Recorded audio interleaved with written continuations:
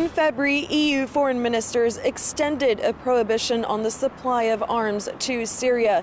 But a climbing death toll and the prospect that President Bashar al-Assad's government forces may be using chemical weapons against civilians has led to calls from Britain and France to amend or lift the embargo in order to better equip the opposition. But critics point to the dangers of arming rebel groups with proven links to terrorist organizations.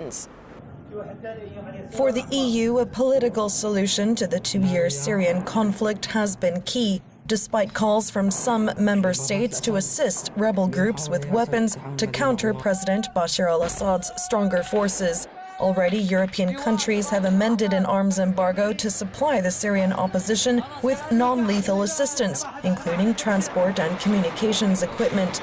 But the battle may have reached a new turning point, as evidence mounts that nerve gas has been used in fighting. Following Israel's recent airstrikes against government forces in Syria, Britain's Foreign Secretary William Hague says the conflict has clearly escalated, and lifting the arms embargo will help bring it to a close. We have to be concerned about the position of people in Syria who are being massacred, who are having Scud missiles fired at them, who have bombs dropped on them, that we have credible reports of chemical weapons being used against them, and who most of the world is denying the means to defend themselves. And that's why the longer this goes on, the stronger the case becomes for lifting the arms embargoes on the national coalition, on the Syrian opposition, if we're left with no other alternative to that.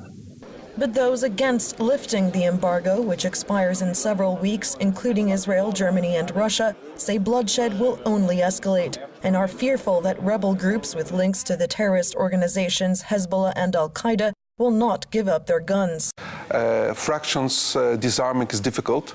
The Libya example is one of the examples where there are soldiers on the ground that were taken out. There are still problems, but it's much easier to get your own soldiers out than disarm the fractions, which will stay and will want much more power than before. And it's Syria's neighbors like Jordan, Turkey and Israel who want protection against rebel groups who've hinted their war will continue across their border once President Assad falls.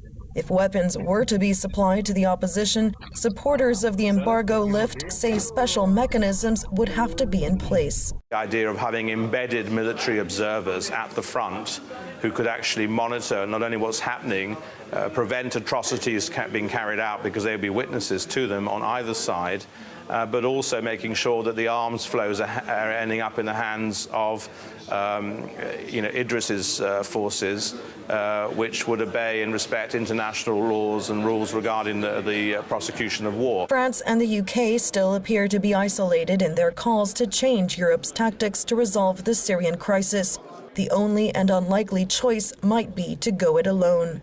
The expectation is that when it comes to decision time later this month here in Brussels, the EU's arms embargo will remain in place in Syria, as further evidence points to al-Nusra, Syria's main opposition fighting group, having closer and closer links to the terrorist organization al-Qaeda. But if additional news surfaces that Bashar al-Assad's government forces are using chemical weapons against civilians, the EU may be forced to put all options on the table. Sandra Gottman for JN1 in Brussels.